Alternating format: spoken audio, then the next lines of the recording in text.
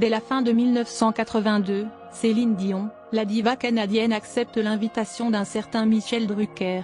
Sa chanson d'amour ou d'amitié subjugue instantanément tous les Français, et pour cause, la voix de la diva canadienne ne ressemble à aucune autre. En conjuguant puissance et émotion, elle se range directement en première place du hit-parade. Grâce à son mentor de mari, René Angelil, elle va se transformer physiquement.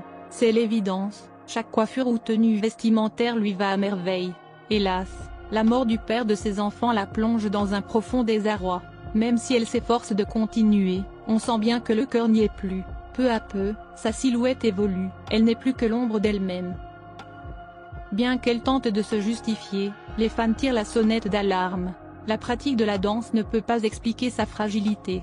Après 2 ans de pandémie, son retour sur scène nous semblait plus qu'improbable. Et ce n'est pas les propos de Michel Drucker qui devraient apaiser la situation. Comme le prouve ce communiqué de presse et sa légende, Céline Dion n'est pas en mesure de mettre le moindre orteil dans une salle de concert. Ce qu'elle raconte à ses abonnés ne laissera personne indifférent. J'espérais vraiment être prête à remonter sur scène maintenant. Mais je constate que je dois être plus patiente et suivre les recommandations de mes médecins. Très vite, la diva a une pensée émue pour ses équipes techniques qui se démènent afin que tout soit parfait le jour J. Nos spectacles demandent beaucoup d'organisation et de préparation. Et nous devons donc prendre aujourd'hui des décisions qui affecteront les plans dans 2 mois. Pour conclure, elle précise les quelques conditions à respecter pour que le bonheur envahisse de nouveau son quotidien. Quand je retrouverai la santé, que la pandémie sera derrière nous et que je monterai sur scène à nouveau. Force de constater que chaque minute qui passe sans Céline Dion rend les fans un peu anxieux. En effet, comment expliquer ces photos d'elle amaigrie avec des cheveux blancs? De plus, d'horribles rumeurs de détresse psychologique nous font redouter le pire. Comment va-t-elle se sortir de cet engrenage, sans objectif à plus ou moins long terme? On imagine mal comment elle va parvenir à retrouver le chemin de la sérénité. Certes, son frère Michel et sa sœur Claudine ont pris la parole dans les médias canadiens.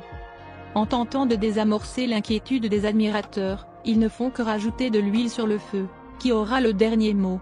En France, Michel Drucker accepte enfin de s'exprimer à ce sujet. Mieux que personne, il sait bien à quel point l'absence de contact avec le public peut être un élément dévastateur. On vous racontait les détails de son propre calvaire sanitaire. Optimiste, le mari de Dany Saval nous précise qu'il est convaincu que sa tournée européenne aura lieu.